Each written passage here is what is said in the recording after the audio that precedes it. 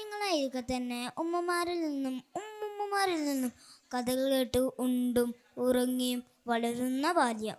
ഇതാണ് നമ്മെ ഓർമ്മപ്പെടുത്തുന്നത്. എല്ലാ കഥകളിലും ഒരു ഗുണപാഠമുണ്ട്. ബദർ ഇതിഹാസങ്ങളുടെ രണഭൂമി, ആയുധങ്ങളുടെ ഉണ്ണാം ശബ്ദം. ചിൽ ചിൽ ചിൽ ഇരു സൈന്യങ്ങളും തയ്യാറായി കഴിഞ്ഞു. ഈ സൈന്യമെന്ന് പറഞ്ഞാൽ ഒരു വശത്ത് മുസ്ലിം സൈന്യവും മറുവശത്ത് അമുസ്ലിം സൈന്യവും. മുസ്ലിം സൈന്യത്തിൻ്റെ നേതാവാരാ? അഷ്റഫുൽ ഖൽഖ് മുഹമ്മദ് മുസ്തഫ സല്ലല്ലാഹു അലൈഹി വസല്ലം. നബി എന്ത് ചെയ്തെന്നോ? എല്ലാവർക്കും നിർദ്ദേശങ്ങൾ നൽകി അണികളുടെ സ്വഫ് ശരിയാക്കുന്ന സമയമായിരുന്നു. അതെ, എല്ലാവരും സ്വഫ് ശരിയായിരുന്നു. പക്ഷേ ഒരാൾ മാത്രം സ്വഫ് തെറ്റിച്ച് നിൽക്കുന്നു. നബി സല്ലല്ലാഹു അലൈഹി വസല്ലം നോക്കി. അപ്പോൾ ആരാണത്? കണ്ടതോ നമ്മുടെ സവാദ് റളിയല്ലാഹു അൻഹു.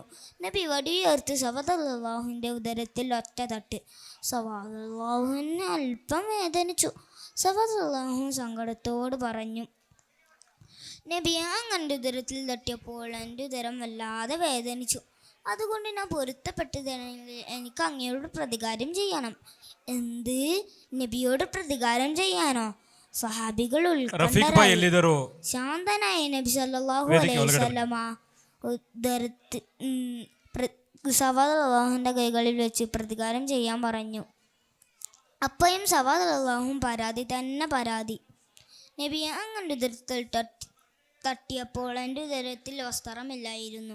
അതുകൊണ്ട് ഞാൻ പൊരുത്തപ്പെട്ട് തരണമെങ്കിൽ എനിക്ക് അങ്ങയുടെ ഉദരത്തിൽ നിന്നും വസ്ത്രം നീക്കണം. എന്ത്? നബിയുടെ ഉദരത്തിൽ നിന്നും വസ്ത്രം നീക്കണോ? സഹാബികളുടെ മുഖം ചുവന്നു തുടുത്തു. കൂട്ടത്തിൽ കേമനായ ഉമറുൽ ഖത്താബ് റളിയല്ലാഹുവിൻ്റെ കൈകൾ വാളിലേക്ക് കുതിച്ചു. ശാന്തയായ നബി സല്ലല്ലാഹു അലൈഹി വസല്ലമ ഉദരത്തിൽ നിന്നും വസ്ത്രം നീക്കി. സവാദ് റളിയല്ലാഹു സ്വയം പറഞ്ഞു, നാഥാ, ഞാൻ എന്തൊരു പാപിയാണ്.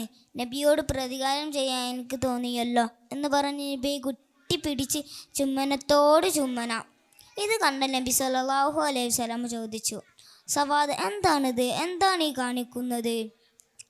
നബിയെ, എനിക്ക് അങ്ങേ ചുംബിക്കാനോ മറ്റെന്തെങ്കിലും ഉപകാരം ചെയ്യാനോ അവസരം കിട്ടാറില്ല. അതുകൊണ്ട് ചെയ്തതാണ് നബിയെ. അങ്ങ് പൊറുക്കണം.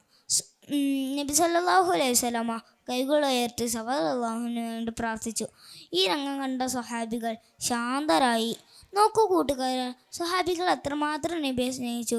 അതുപോലെ നമുക്കും നമ്മുടെ നബിയെ സ്നേഹിക്കാം. ഇത്ര പറഞ്ഞ് ഞാൻ എൻ്റെ കൊച്ചു കഥ അവസാനിപ്പിക്കട്ടെ. അസ്സലാമു അലൈക്കും.